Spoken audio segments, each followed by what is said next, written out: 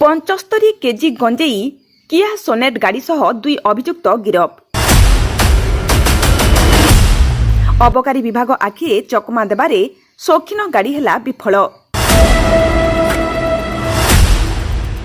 जबत गंजेईर मूल्य 7,50,000 टंका। अनुगुल अबकारी निरीक्षक सदर रेंज एवं जिला भ्राम्यमाण विभागर मिलित सहयोगरे 75 केजी गंजेई जबत करिबारे सफल होईछि। सूचना जे आज सकाळ 8 घटिका बेले बौद्ध अंचलरू एक OD 02 CK 7234 नंबर कार रे दुई युवक गंजेई नहीं आसुतबा खबर पाइथिले।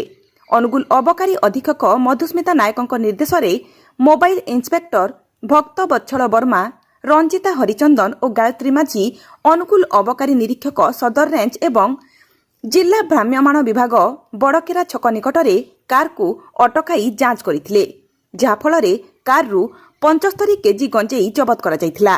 गंजेईर आनुमानिक मूल्य 7,50,000 टंका हेब। ए घटना सदर रेंज एक मामला रुजु करी कार को जबत करबा सह दुई अभियुक्तों को गिरफ करथिले। दुई अभियुक्त हेले बौद्ध अंचलर दशरथ भयना और संबलपुर अंचलर रुक्मण बादी। पुलिस पक्षरु दुई अभियुक्तों को गिरफ करी मामला अधिक तदंत चलाइसंती अबकारी अधिकारी मधुमिता नायक। गोटे विश्व सूत्ररु खबर पाइलु कि गोटे गाड़ी नंबर जार किया सोनेट गाड़ी जार नंबर होटी OD 02 CK 7234 सेथिरे किछि माने गंजेई आछि बोले हम पाखरे खबर थिला। तो आमर गोटे टीम जो थिरे थिले इंस्पेक्टर मोबाइल भक्त बत्सल वर्मा, देन आमर सदर दीटा ऑफिसर रंजिता हरिचंदन आ गायत्री माझी, ए माने गोटे टीम किछि स्टाफ को नेकी जाईकी अपेक्षा करथिला हमर बड़केरा छक पाखरे आ गाड़ीटा को डिटेन करथिले। जो थिरे से माने दीटा लोकन को गाड़ी आस्तला बहुत साइड रो गाड़ीटा आस्तला, तो ताकू दीटा लोकन को अरेस्ट करा हेतला। से माने हेले गोटे हला दशरथ भयना जे कि बौद्धर आ रुक्मण बादी जे कि संबलपुर, से दीटा लोकन को हमर अरेस्ट करा हेछि। आ जो गाड़ीटा सीज करा हला सेइथरो हमर 75 केजी गंजेई बाहरछि, जहार अनुमानिक मूल्य हबो 7,50,000 टंका। माने को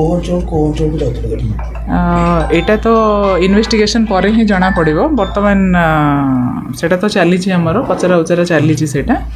आ गाड़ीटा बौद्ध एरिया रु आणुथिला बोली जहाँ आक्यूज रो कहबा कथा नहीं। वर्तमान सुधा से माने क्लियर करी नाहंती, माने हमर पचरा उचरा चली कंप्लीट हला पर हम जणा। एटा सकाळ प्राय 8टा बेलू अराउंड 8 AM से टाइम रे डिटेन करा हेतला। सेटा इन्वेस्टिगेशन चलछि, आपन को जणा हबो। Thank you.